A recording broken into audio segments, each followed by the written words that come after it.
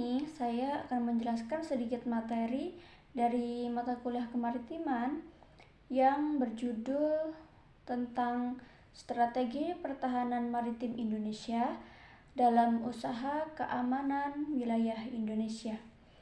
Seperti yang kita ketahui bersama bahwa Indonesia mempunyai potensi maritim yang sangat besar dan juga luas di dalam bidang ekonomi dan juga geopolitik, terkhusus pada pembangunan dan juga pengelolaan maritim yang tidak hanya dilakukan semata-mata untuk kerangka ekonomi saja.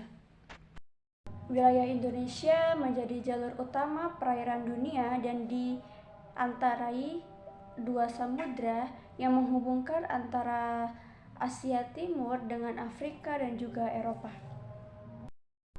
Indonesia sendiri berbatasan maritim dengan 10 negara yaitu Thailand, India, Malaysia, Singapura, Filipina, Vietnam, Australia, Republik Palau, Timor Leste, dan juga Papua Nugini.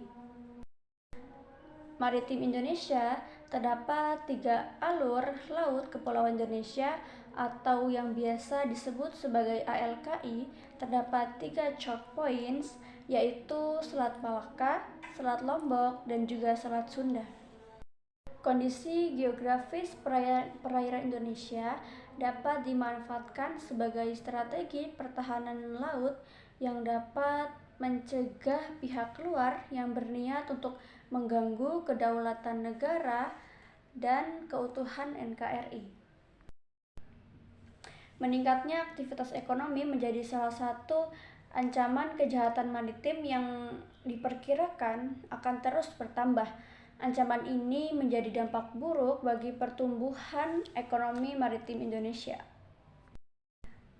Karakteristik maritim yang kuat dan juga kondisi sosial budaya yang beragam, Indonesia dinilai belum mampu memanfaatkan dan juga memaksimalkan potensi sumber daya laut.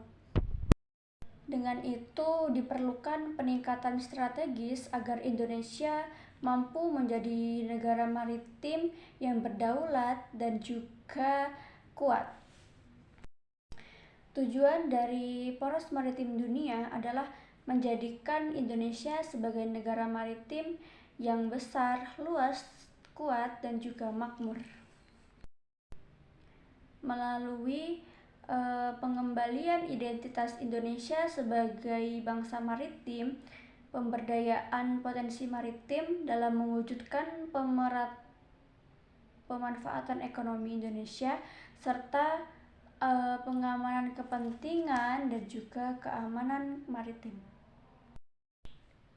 Presiden Joko Widodo merencanakan Indonesia sebagai poros maritim dunia dengan merencanakan pilar utama yaitu yang pertama, pembangunan budaya maritim, yang kedua, pengelolaan sumber daya maritim, yang ketiga, pengembangan infrastruktur dan juga konektivitas maritim, yang keempat, diplomasi maritim, dan yang terakhir, pengembangan pertahanan maritim.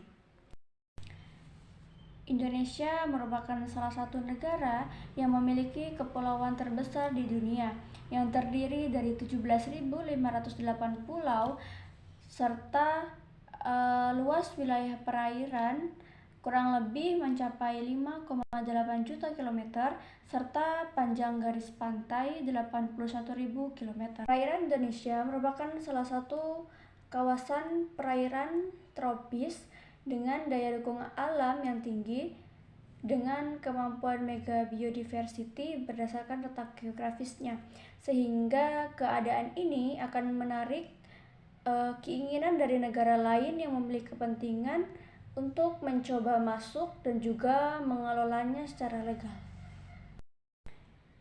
Wilayah laut Indonesia diantaranya berbatasan langsung dengan beberapa negara, khususnya zona ekonomi eksklusif dan juga landasan kontinen. 10 negara sahabat diantaranya ada Singapura, Malaysia, Vietnam, Thailand, India, Republik Palau, Timor Leste, Papua Nugini, Australia, dan juga Filipina. Hampir semua wilayah laut tersebut memiliki kekayaan sumber daya alam maritim yang sama besarnya seperti Indonesia, sehingga berpotensi tinggi mendatangkan ancaman maritim di antara negara-negara tersebut. Ada beberapa ancaman-ancaman tersebut. Yang pertama, ancaman kekerasan. Yang kedua, ancaman terhadap sumber daya laut. Yang ketiga, ancaman pelanggaran hukum. Dan juga yang keempat, ancaman bahaya navigasi. Untuk mencegah pihak lain menguasai wilayah maritim Indonesia, maka penting untuk menjaga dan juga membangun pertahanan sehingga menjaga eksistensi dari pihak yang berpotensi mengancam. Untuk mencegah pihak lain menguasai wilayah maritim Indonesia, maka penting untuk menjaga dan membangun pertahanan sehingga menjaga eksistensi dari pihak yang berpotensi mengancam.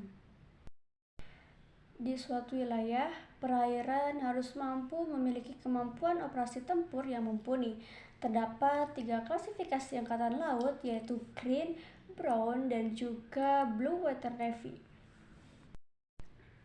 Indonesia membangun pertahanan untuk mewujudkan pertahanan militer dan juga pertahanan nilmiliter menuju kekuatan maritim regional yang disegani oleh kawasan Asia. Pada akhir tahun 2024 memasuki tahap 3 untuk mencapai kekuatan esensial minimum. Terdapat beberapa program yang harus diselenggarakan, diantaranya yaitu rematerialisasi, revitalisasi, pengadaan, dan juga relokasi. Di sisi lain, adanya wilayah laut yang luas membuat Indonesia juga pernah berada pada posisi yang terancam. Ketika Indonesia memiliki wilayah laut sebagai wilayah kedaulatan, tentu hal tersebut diikuti dengan rasa tanggung jawab untuk memastikan wilayah laut tersebut aman dari ancaman. Di sisi lain, adanya wilayah laut yang luas membuat Indonesia juga pernah berada pada posisi yang terancam. Ketika Indonesia memiliki wilayah laut sebagai wilayah kedaulatan, hal itu tentu diikuti dengan rasa tanggung jawab untuk memastikan wilayah laut tersebut tetap aman dari ancaman. Dikutip dari Anwar 2018, terdapat beberapa ancaman spesifik di bidang keamanan maritim. Yang pertama, pembajakan dan juga perompakan bersenjata. Yang kedua, aksi teroris terhadap pelayaran. Yang ketiga, penyeludupan bersenjata. Yang keempat, penyeludupan narkotika. Yang kelima, penyeludupan manusia lewat laut. Dan yang terakhir, penangkapan ikan secara ilegal. Selain ancaman yang berasal dari luar negeri, keamanan laut Indonesia juga pernah mendapatkan ancaman dari dalam negeri. Ancaman dari dalam negeri ini berkaitan erat dengan perompakan. Nah, kasus pertama adalah perampokan terhadap kapal tanker yang terjadi di perairan Sulawesi Tenggara. Dan yang kedua, perampokan yang terjadi di perairan Jakarta.